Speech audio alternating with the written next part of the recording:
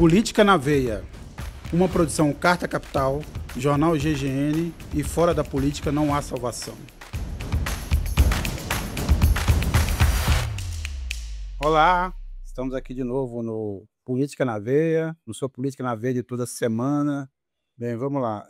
A gente teve essa semana aí, essa visita do Tarcísio de Freitas ao Bolsonaro.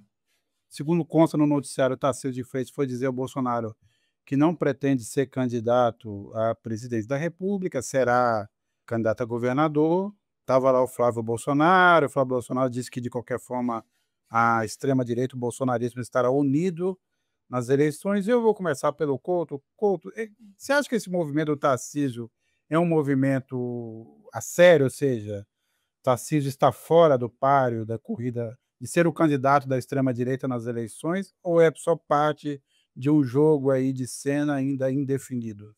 Olha, Sérgio, eu acho que ele está fora do páreo até a hora que não estiver mais, viu? Que o ambiente piorou um tanto quanto para ele recentemente, tendo em vista esse monte aí de lambanças, né, que tem feito o bolsonarismo, a extrema-direita, mas também o centrão aliado à extrema-direita, PEC da bandidagem, né, como foi a tentativa de votar aí a anistia que não é pizza, mas é pizza brotinho, que é a dosimetria, né, quando foi o ataque ao Brasil perpetrado pela família Bolsonaro lá dos Estados Unidos. Ou seja, o cenário todo foi piorando, o Lula melhorou a sua avaliação, cresceu nas pesquisas de intenção de voto, a maré virou contra o Tarcísio. Isso não quer dizer que seja uma coisa definitiva. A gente sabe que o contexto muda muito, o cenário muda muito, mas ele percebeu que talvez nesse momento o melhor que ele faria, inclusive também para evitar o atrito com a família Bolsonaro, seria submergir, tirar o time de campo por enquanto, fazer um recuo tático e esperar para ver o que acontece. Eu entenderia dessa maneira essa mensagem que ele soltou depois do encontro com o Bolsonaro. Mas o que me chamou a atenção nesse encontro do Tarcísio é o seguinte: os filhos assumiram o comando do bolsonarismo. O Bolsonaro ele é emocionalmente frágil, ele é fraco, o perfil dele é típico de chefe de torcida, né. Quando se isola, ele mostra uma baita fragilidade. Fora os problemas de saúde que ele tem por conta da facada e tudo lá, o Bolsonaro ele somatiza, cada vez que ele tem uma pressão, ele vai ser internado. Quando presidente ele era assim, dava uma pressão, ele era internado e aparecia com a barriga cortada lá para despertar solidariedade. É gozado isso, né? Sabe criança quando quer ganhar carinho, atenção e fala: "Ah, tá dodói, tá". É um perfil de um sujeito que esconde a fragilidade dele atrás desse discurso virulento, né. E com os filhos assumindo, você tem o nó feito aí, né. A família não quer abrir mão da candidatura. O Eduardo Bolsonaro, ele superou todos os limites, ele quer ser o grande líder aí do bolsonarismo. Agora é interessante essa decisão do Alexandre de Moraes de indiciar o Eduardo Bolsonaro, que ele aplicou a lei Magnitsky lá em cima do Eduardo. Porque se o Eduardo for condenado e entrar na lista vermelha aí da Interpol, ele não vai poder sair dos Estados Unidos. Se for para o Canadá, ele é detido lá, porque o Brasil tem um acordo com o Canadá. Se for para o México, ele vai ser detido porque tem acordo com o México. Então, apesar dos Estados Unidos ser muito mais amplo aí, ele vai ter que ficar restrito lá enquanto durar o bolsonarismo, né, o trumpismo, né. Então como é que fica? Eles querem manter o domínio familiar. O único candidato em condições é o Eduardo, condições que eu digo com acesso às massas, é o Eduardo Bolsonaro, que vai estar impedido. Então é um nó na direita é muito grande aí, e o pessoal do centrão querendo se desfazer do Bolsonaro e ir logo para o lado do Tarcísio. E por outro lado, o Tarcísio, cada dia que passa, vai revelando essa faceta. É interessante, depois a gente pode voltar a esse tema aí, essa questão do fascismo e do liberalismo econômico, que em geral o liberalismo é colocado para evitar o controle do Estado sobre as pessoas, mas você tem nesse liberalismo fascista aí, desde Mussolini, Hitler, até os nossos simulacros aqui, faz aliança com os grupos econômicos, oferecendo o anticomunismo, que já era oferecido na época lá, oferecendo controle dos salários e dos sindicatos, e lá para frente você vai entregando o Estado para eles, e em tudo é a privatização visando esse controle, né. Então, vai ser um angu aí, porque em algum momento. O Tarcísio é o cara do jogo aí, né? Acho que Ratinho e outros aí não vão conseguir envergadura, hein?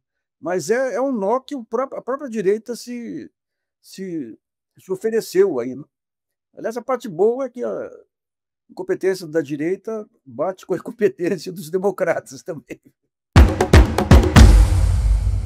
Na verdade, o nazismo, ao contrário do que muita gente pensa, não é exatamente uma preeminência do Estado, uma presença do Estado controlando as forças da sociedade. Na verdade, é uma privatização do Estado, foi o que aconteceu. Você olha, a organização, política do nazismo foi basicamente criar conselhos de empresários, destruir o sindicalismo para controlar, esse é um ponto. Quanto ao Tarcísio, eu queria dizer que eu acho que nós aqui da Carta Capital demos uma boa definição para o Tarcísio 2 edições atrás. O Tarcísio é um ornitorrinco, né? Ele não consegue ser exatamente nada, é um animal indecifrável. E eu acho que também, nesses momentos, ele vai só aumentando e demonstrando a sua fraqueza e a sua impossibilidade de ocupar esse espaço. E agora começa esse delírio de dizer, de apostar no Ratinho Júnior. Quer dizer, cresce no noticiário a ideia de que o Ratinho é um excelente governador, incrível, fazendo coisas impressionantes no Paraná, que nem a população do Paraná sabe onde é que está. É então a educação perfeita, sensacional, os programas e essa construção. Temos também agora o Caiado fez agora também um implante de cabelo na Cif, que eu acho também é para se colocar melhor nessa corrida, né, presidencial. Fez ontem, né, uma reformulação da cabeleira, para ver se volta aos velhos tempos, né? A gente sempre vai lembrar do Caiado naquele cavalo branco na eleição de 1989, né? Como se fosse uma espécie de príncipe. E o Bolsonaro voltou a ter soluço e vômito. Você falou da facada, aliás, essa foi uma das justificativas que a Folha de São Paulo deu, que é a facada, mas a gente precisa lembrar que naquela época da motociata, nas folgas em Angra dos Reis, é, não era um efeito, né? Agora, volta e meia, volta esse soluço e vômito aí, o Cláudio Couto. Muito preocupante. O que mostra que, pelo jeito, se trata de uma pessoa que não teria a menor condição, se voltasse a presidente da República, de exercer o cargo, né? Porque com uma saúde tão debilitada, né, como é que alguém aguentaria o tranco de ser presidente da República? Tá pior que o Biden, né, tá pior que o Biden, o Bolsonaro, né. Que a gente sabe que do ponto de vista da lucidez, da sanidade mental, ele sempre esteve pior que o Biden. Agora, também do ponto de vista físico, pelo jeito, né, porque não tem a menor condição de se arriscar a ocupar a presidência da República alguém nesse estado tão deplorável, né. O Nassif também levantou um ponto de que, na verdade, quem trava qualquer também capacidade de diálogo e de negociação neste campo bolsonarista para ter um candidato capaz de competir com Lula em 2026 é a família Bolsonaro, faz isso de uma forma premeditada e decidida. Então, portanto, qual é a saída para os que querem o bolsonarismo sem os Bolsonaro? Não parece existir, né? Não, tá, é um nó insolúvel aí, certo. Porque o Bolsonaro, em que pese aí toda a fragilidade dele, ele fora de cena e tudo, ele é a figura simbólica do bolsonarismo. Os filhos não são. Agora, os filhos ficam na seguinte situação: se entra qualquer governo e o Jair não tá à frente, eles estão ferrados. Eles têm antipatia do Centrão, do Valdemar, do Joaquim, tem de todo mundo aí. O Eduardo Bolsonaro é um sujeito. O mundo político tem pé atrás com ele, né?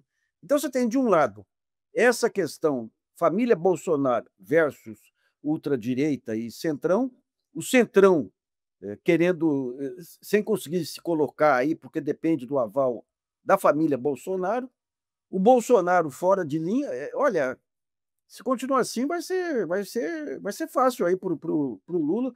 E o Lula, por sua vez, descobriu o discurso agora, né? Ele trouxe a questão da disputa de classes de novo para o centro aí com um belo resultado. Por quê? Porque na outra ponta, o sujeito que está articulando, digamos, em termos de amenizar essa disparidade no orçamento, é o Haddad, que é um uspiano, né? O Haddad, o discurso que o Haddad tem, que ele coloca de taxar os mais ricos, é o discurso mais contemporâneo que tem aí, de um certo liberalismo social que ainda persiste em alguns grupos econômicos aqui também, né? Então, pessoal, É interessante, né? De um lado, o Lula avançando com esse discurso aí do pobre contra o rico, o Haddad colocando a questão de como acertar as contas públicas e colocar o pobre no orçamento, Fundeb, tudo aí, tentando racionalizar o orçamento novamente, e o Alckmin e a Simone Tebet investindo aí sobre o setor empresarial, o Alckmin com boa aceitação aqui por conta das ligações aqui com São Paulo. Então, aparentemente, o governo conseguiu, graças ao companheiro Trump e ao companheiro Eduardo, aí conseguiu definir a sua estratégia mais clara. E na outra ponta, esse bate-cabeça aí que vai ampliar à medida em que consolida, se consolidar aí, esse favoritismo do Lula, né? Porque daí entra um terceiro componente aí, que é a questão dos deputados do Centrão, especialmente no Nordeste, quererem, em algum momento, se o Lula continuar crescendo, voltar a se abrigar embaixo da árvore frondosa do lulismo aí. Não é jogo para amador, não, viu? Eu acho que também essa forma assintosa como a Câmara dos Deputados se portou nas últimas semanas também deu mais liberdade ao Lula para ir para esse confronto, por exemplo. Agora ele está muito mais liberado para vetar várias coisas, várias decisões que um tempo atrás ele não vetaria, por exemplo, vetou agora mais uma tentativa de uma mudança na lei da ficha limpa, de reduzir o tempo de inelegibilidade e tal. E se vierem outras coisas, ele também terá liberdade para vetar, né? Tanto que a gente está vendo aí esse projeto da anistia, da dosimetria, está totalmente embaçado, né? Embora você tenha esse esforço diário dos interessados em dizer que a coisa vai aqui, vai no Senado, vai na Câmara, o fato é que você não consegue achar hoje um ponto, porque os deputados realmente não têm como aprovar nenhuma dosimetria nessa altura do campeonato, parece razoável diante das manifestações daquele domingo. O Lula é que nem campeonato de xadrez, que você só consegue entender todas as peças, todas as jogadas, meses depois do que ocorrem os jogos aí, né? Porque até agora o que ele estava era uma atitude totalmente passiva mesmo. Ele não avançava em discurso, cedia ao centrão, desmobilizou parte da militância dele e, de repente, o que parece aí? Ele, com o instinto político dele, vendo que naquele momento ele não tinha a correlação de força totalmente contrária a ele. Ele não podia dar a menor abertura, porque podia vir impeachment. À medida em que a situação vai mudando, mesmo sendo de forma imprevisível, como foi essa do Trump aí, essas bobagens do Eduardo Bolsonaro, ele percebe a brecha e daí entra em direção ao gol aí, né. Então é interessante, aí eu mesmo estava, olha, alguns meses atrás, eu falava: "Puta, o Lula tem que começar a preparar aí um sucessor", porque o desânimo dele com o dia a dia da política era muito grande, aí você via. Não é, ele está de posse de todas as suas faculdades mentais, já estava na época lá, quando ele saía para o exterior, brilhava. Aqui, parado no almoço, janta e café da manhã no palácio com a esposa, sem receber político, sem nada. Eu pensei, falei: "Acabou o gás dele, não tem ele tem as condições físicas, mas não tem o saco", né.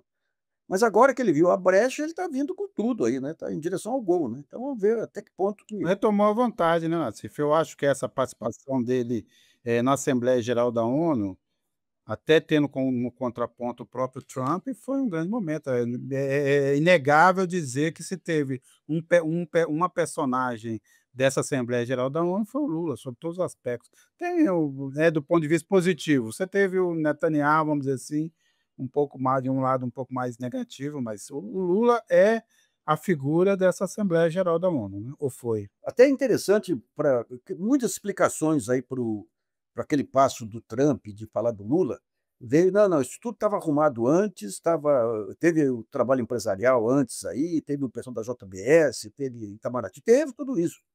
Mas aquela declaração dele ao Lula lá foi de impulso, depois de ouvir o discurso do Lula. Aquele discurso do Lula foi um pontapé no saco do viralatismo, né. Ali foi fantástico, porque todo mundo, esse pessoal colocando o Brasil como um país de terceira, tudo que acontece aqui é um país que não tem autodeterminação, não tem nada, de repente vai o presidente da república do Brasil, vai lá com uma atitude altiva e obriga o Trump a se curvar a ele, né. Mesmo que seja retoricamente aí, mas então digamos, o simbolismo desses dias aí, da passeata e do discurso altivo do Lula e a constatação de que o gesto do Trump foi porque o Lula não cedeu, isso aí foi para a autoestima nacional, foi fantástico aí, viu? Agora, Nassif, eu queria levantar um outro ponto aqui. A gente vai ter aí, vamos dizer assim, a revanche do Pato Amarelo, né? Paulo Scaff vai retornar à presidência da Fiesp, montou um conselho de altíssimo nível, como a gente viu, né? Sérgio Moro, Tereza Cristina e Caterva. E eu queria saber o seguinte: o que a gente pode esperar da atuação da Fiesp no ano eleitoral, no ano em que o Paulo Scaff volta à presidência da federação? Oi, eu não tinha visto esse negócio do conselho aí, rapaz, que horror, hein? Que horror. Olha, a Fiesp, você tem 2 mundos lá, né? Você tem o mundo sindical, que é na Federação das Indústrias do Estado de São Paulo, que são aqueles presidentes de sindicatos eternos e tudo lá. E tem o mundo real, que é no centro das indústrias aí do Estado de São Paulo, na Ciesp, que tem o presidente Rafael Cervoni lá, é um sujeito com cabeça mais aberta e voltada para o pragmatismo de conseguir coisas para a indústria, não tem pretensão política, não tem nada, né? Então eu tenho a impressão que em algum momento aí vai haver uma separação dos 2, da Fiesp e da Ciesp, e à medida que o governo consiga apresentar projetos de industrialização, de fortalecimento da indústria e tudo, que são pontos em comum aí, um desenvolvimentismo, eu tenho a impressão que pode parte do empresariado aí, mas é difícil, viu? Porque você pega, outro dia eu conversava com uma pessoa da Fiesp lá, 50% é bolsonarista cego, é antipetista cego, né? Outros 25% são antipetistas em qualquer circunstância, né? E faz parte, digamos, dessa psicologia de massa, psicologia empresarial do fascismo, né? Quando você pega o Mussolini e Hitler lá, trazem os grandes grupos, privatizam o Estado e lá na frente começa a tentar regular esses grupos para os seus esforços políticos individuais, né? Então, basta você falar em redução de Estado, em desregulação, que a massa do empresariado adere sem pensar em consequências. Não, eles não param, Nassif, nem para pensar o seguinte: se a gente olhar quem são os vencedores do governo Bolsonaro, é só um negócio ilegal. Foi a mineração ilegal, foi o agronegócio que, ligado ao desmatamento e à destruição, foi a exploração também ilegal de destruição da floresta também, quer dizer, milícias crescendo. O que exatamente a gente pode apontar e falar: teve a pandemia, 2 anos, tudo bem, metade do mandato, mas o fato é que é o seguinte: o desmantelamento do Estado só beneficiou grupos criminosos. Nenhum grupo empresarial brasileiro ganhou. Você não teve nenhuma privatização relevada. Eletrobras também ganharam os que a gente sabia que iriam ganhar, mas já são grupos econômicos gigantes, né? Que é o Lema e companhia. Mas fora isso, quem mais ganhou? O que essa desregulação, essa desmonte do Estado rendeu para esse empresariado? Agora eu chamo atenção para essa ofensiva do Tarcísio e do Nunes aí contra a Enel. Essa pressão deles para tirar a Enel aqui, carta marcada. Sai a Enel, entra a Equatorial. Então, essa privatização do Estado aí é uma coisa escandalosa, efetivamente. É. Mas o governo Lula também poderia ter visto alguma coisa em relação à Enel. Mas, na verdade, não. A gente sabe também qual é o resultado disso. São 30 anos desde a primeira privatização do setor elétrico, do início da abertura do setor elétrico brasileiro, e o resultado que a gente teve foi um sistema menos seguro do que era no passado e mais caro. Foi isso que aconteceu. O governo Lula tinha todos os instrumentos para refazer esse processo, e, na verdade, só aprofundou, né? Você tinha a faca e o queijo na mão e fez o que fez. Cláudio Couto, a gente falou aqui do Paulo Scaff, mas eu queria também tratar de outro personagem. Ontem assumiu a presidência do Supremo o Edson Fachin. Fez aquele discurso ali moderado: a política é da política, a justiça o que é da justiça e tal. Falou muito em mulheres, quilombolas, indígenas e tal. Mas o que a gente pode esperar da presidência do Fachin no Supremo? Não só porque ainda tem uma etapa ainda importante, dos julgamentos dos golpistas e depois da execução dessas penas, quanto também uma presidência do Supremo Tribunal num ano eleitoral, embora o Supremo não trate diretamente das questões eleitorais, mas ele é também um suporte ao Tribunal Superior Eleitoral. O que que você imagina que será? Você tem algum receio? Você acha que o Supremo vai mudar um pouco de tom ou está unido o suficiente para continuar nessa posição? O que que você acha que vem com o Fachin? Olha, vamos lá, vamos começar pelo julgamento. Acho que essa é a resposta mais fácil de dar. Acho que quanto ao julgamento, nada muda. O julgamento aí dos golpistas segue exatamente da maneira como veio até agora.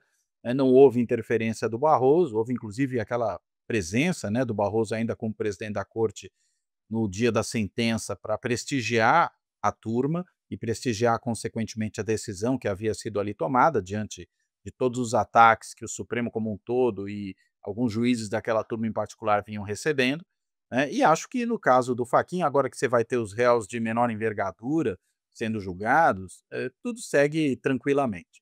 Acho que esse é um primeiro ponto. Com respeito ao TSE, né, acho que o TSE é talvez um ponto de preocupação, tendo em vista que a gente deve ter o Nunes Marques, né, na presidência do TSE na época da eleição. Mas não há muito o que o presidente do Supremo possa fazer em relação a isso.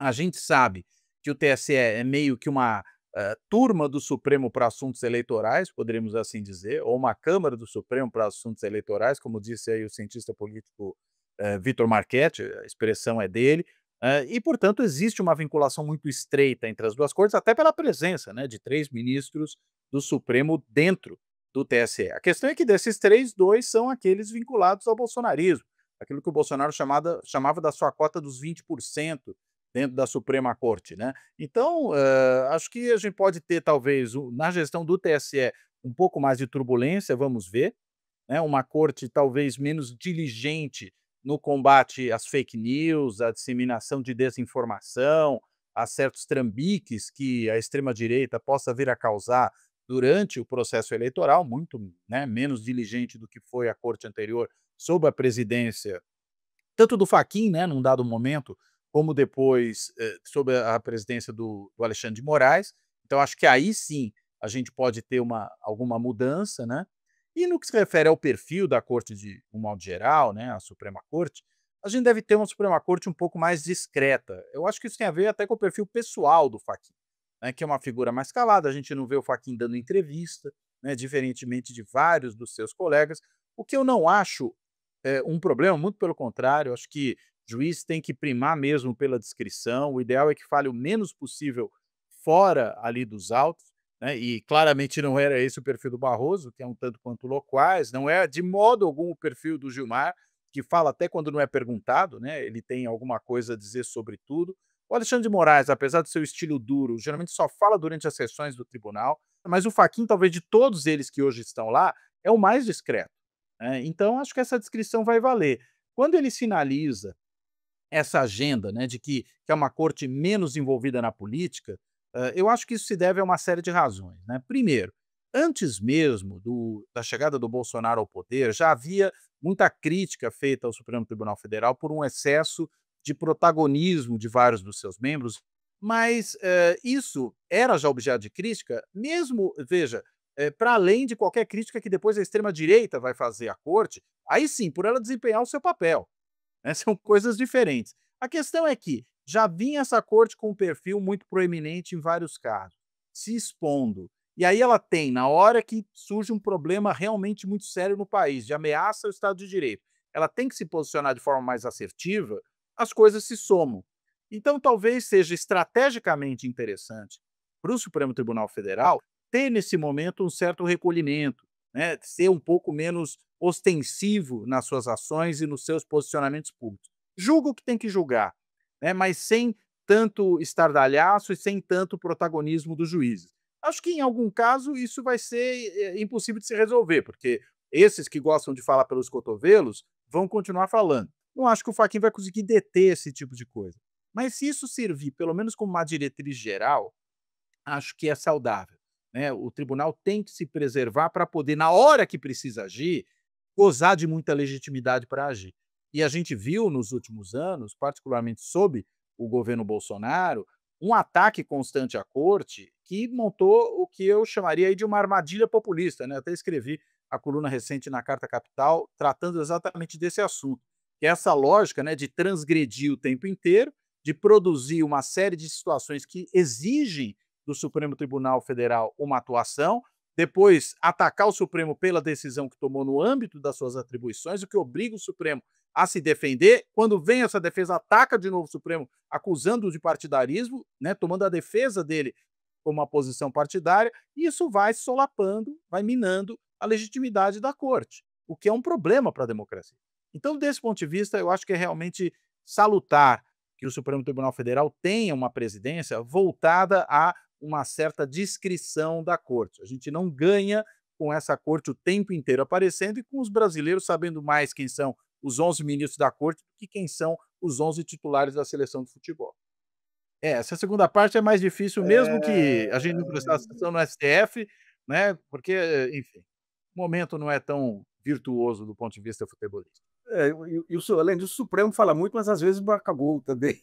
A seleção não consegue.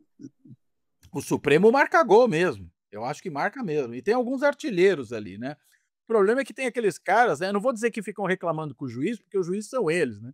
Mas que ficam, enfim, falando demais, né? E a gente sabe que o juiz que fala demais no futebol e no judiciário não é muito bom, né? Agora, as declarações do Luiz Roberto Barroso para Mônica Bergamo. Não, isso que eu ia comentar. Realmente, mais ou menos, o Barroso não podia sair dessa se não fosse de uma forma apoteótica, né, Nassif? Eu queria entender como é que alguém é capaz de produzir aquele raciocínio. Quer dizer, ele até achava que o Lula era inocente. Eu estou pensando dessa forma. Então, eu votei com a dor no coração. Mostra um partidarismo, ele mostra um partidarismo, né? Eu gosto do Lula, mas eu fui obrigado pela conjuntura a votar contra o Lula de quem eu gosto. É uma coisa já ruim.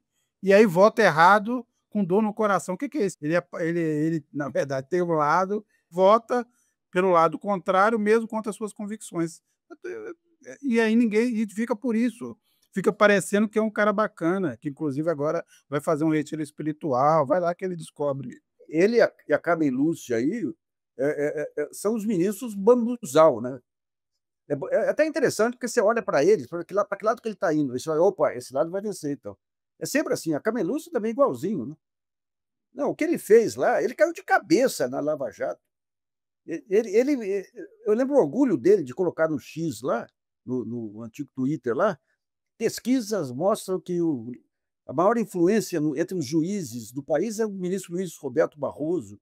É inacreditável. As declarações dele, achando simpático o Bolsonaro, rapaz. Meu Deus, não bate com a finesse dos salões cariocas, aí achar o Bolsonaro simpático. Aí precisa forçar a barra mesmo. O que mais impressiona Nassif Couto é justamente isso. Quer dizer, ele jogou nessa entrevista, jogou a magistratura no chão, quer dizer, ele negou todos os princípios que deveriam nortear a vida de um juiz. Me pareceu isso, não, Cláudio Couto? Estou exagerando. Não, eu acho que, na verdade, o Barroso tem essas coisas, né? Além de falar demais, de novo, né? Se ele não tivesse dado essa entrevista para falar esse tipo de coisa, a gente não estaria agora comentando mais esse escorregão, né? Agora, acabou, de fato, confessando que não agiu de maneira correta nesse julgamento, né? Por quê? Porque, enfim, não teve a firmeza suficiente para decidir da maneira que realmente acreditava que era correta. Acabou cedendo ao clamor das ruas, acabou cedendo à pressão que a própria Lava Jato perpetrou naquele momento, ao moralismo que ela pregava, e pregava a despeito de qualquer respeito ao devido processo legal, né, aos direitos individuais, tudo aquilo que a gente viu que aconteceu na Lava Jato, enfim.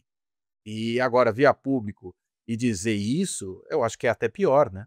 Era melhor dizer que tinha convicção, que decidiu do jeito que acreditava que era certo, e que quando apareceram as evidências cabais de conluio entre os promotores, né, entre os membros do Ministério Público da Operação Lava Jato e o juiz Sérgio Moro, aí ele mudou de ideia. Eu acho que seria mais razoável, mas enfim, eu acho que talvez a ambivalência mostre o quanto o ministro Barroso realmente não conseguiu ter uma firmeza, né, uma clareza maior nesse caso aí. Acho que é isso que ele está, de alguma maneira, deixando transparecer nesse momento. E, pelo jeito, já está também um pouco cansado dessa vida de ministro do Supremo, né? Essa discussão sobre a sua possível aposentadoria já vem de muito tempo.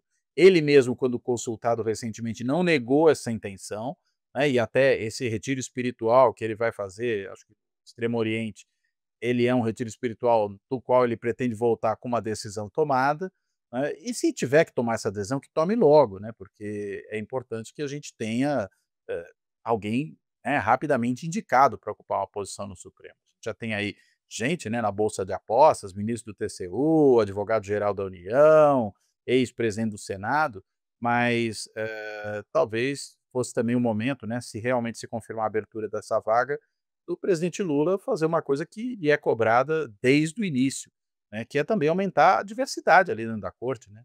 Não ter só uma juíza mulher, ter algum magistrado ou magistrada, no caso, de origem afrodescendente, enfim, tudo isso precisa ser resolvido e nada até agora. Ou até uma magistrada indígena, né, por que não, se houver, né, alguém que esteja ali na bolsa de apostas e pudesse ser indicada. Acho que o presidente precisava levar também esse tema em consideração, né? O judiciário e o Supremo Tribunal Federal, mais ainda, precisa de alguma forma espelhar a sociedade brasileira. Não pode ser também um lugar completamente diferente do que é o Brasil. E acho que essa diversidade, ela precisa ser contemplada ali também. Mas talvez o presidente seja apenas ultra pragmático aí, nomeando aqueles em que ele tem uma confiança política pessoal muito grande. Não que isso seja um problema necessariamente, mas dado o contexto e dadas todas as nomeações anteriores que ele já fez, talvez fosse a hora de diversificar, né? Donald Trump ontem deu uma coletiva junto com o Netanyahu. Na verdade, ele falou antes, depois o Netanyahu confirmou. Os Estados Unidos apresentaram um novo plano para resolver, segundo eles, o conflito em Gaza. É um plano que prevê ali basicamente a transformação de Gaza, como queria o Trump, numa espécie de novo paraíso imobiliário. Então nós temos ali, esse é o resultado final. Haveria anistia por Hamas, a devolução, a criação de faixas graduais de saída do exército israelense, a formação de uma força internacional e um comitê de gestão internacional presidido pelo próprio Trump. E dada a situação, primeiro, o Hamas e os palestinos já estão numa situação em que eles têm pouco a negociar. E do lado também, nas últimas semanas, também se enfraqueceu bastante a posição do Netanyahu. E aí eu pergunto aí, Nassif e Couto, vocês acham que esse plano, diante dessa situação, o plano do Trump fica mais fácil de ser concretizado? Eu só queria, antes de tudo, só ressaltar o seguinte: talvez ele não dê certo, mas se ele avançar alguma coisa, eu até apostarei algum dinheiro que o Trump vai levar, inacreditavelmente, o Nobel da Paz. Mas essa é só minha aposta por enquanto. Mas, Nassif Couto, vocês acham que está mais perto agora de uma solução, como queria o Trump para Gaza? Ô, Sérgio, você pensa num salão americano, 3 caras jogando pôquer lá, com a arma em cima da mesa. Daí um outro fala: não, vamos acertar aqui, guarde sua arma aí. Para o plano avançar, o Hamas tem que abrir mão dos seus, de todo o sistema de defesa deles lá. E depois vai confiar num plano de paz que os avalistas são Donald Trump e Netanyahu. É como 2 e 2 são 4, no momento se ele depusesse as armas, no momento seguinte teria uma chacina em cima deles. Não tem jeito ali, viu? Não tem jeito. Porque digamos, se fosse a sério isso aí, não, vocês deponham as armas, vocês podem ir para outros países, vão ser anistiados e tudo aí, até seria razoável, dado o grau de massacre que está ocorrendo lá, né? Mas a garantia que você tem é a palavra do Trump e do Netanyahu, o cara que atropela todos os acordos internacionais, todos os contratos jurídicos, que aplica essa lei maluca aí em cima do Brasil. Como que confiar na palavra dele? Não, isso aí não, para mim é um blefe de um jogador que é conhecido por blefar, né? Eu acho que o Nassif tem um ponto aí importante mesmo. A única questão que eu levanto, que me chamou a atenção, é o apoio que vários países do mundo muçulmano deram ao encaminhamento desse acordo, né? Turquia, Indonésia, Paquistão, Arábia Saudita, Egito. E diante desse apoio, né, talvez haja uma certa retaguarda para que esse tipo de acordo avance, que não haveria se ele ficasse num contexto isolado. Então, acho que essa é talvez a única questão que faz diferença aí.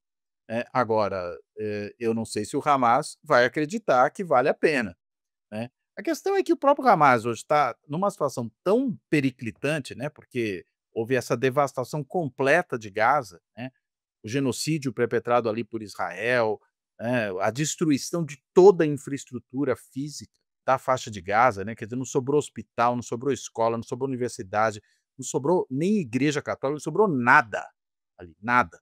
Eles destruíram tudo, né, ou seja, para onde o Hamas vai correr? Não tem muito mais para onde, né. Então, me parece que é um grupo que também não tem muita escolha. Pode continuar resistindo? Pode, mas com que com que resultado, né? Talvez tenha, nessa circunstância, uma escolha trágica a fazer, que seja, eventualmente, topar esse acordo, já que ele tem esse respaldo desses outros países todos que eu mencionei, né. Então acho que talvez esse seja o único fator que muda um pouco esse cenário, mas ainda assim eu também continuo muito cético quanto à possibilidade desse negócio prosperar. Até também porque houve resistência do extremismo de direita em Israel. Já tem várias declarações, porque na conta entra, mesmo que numa fase final, a ideia da criação de um Estado palestino, mesmo que desarmado, mesmo que vire na verdade, um grande balneário como quer o Trump, mas existiria um Estado palestino que o Netanyahu e a turma dele de extrema direita se negam, se recusam a aceitar. Mas Você tem outro ponto aí também, que são as reservas de gás e petróleo lá também. Eles vão deixar que aquilo reverta para benefício dos palestinos? E tem um outro ponto também, que ali, aquela região, se eventualmente se conseguir esse acordo de paz, a guerra irá para o lado do Irã, né? Que é um dos pontos centrais, é da disputa Estados Unidos-China.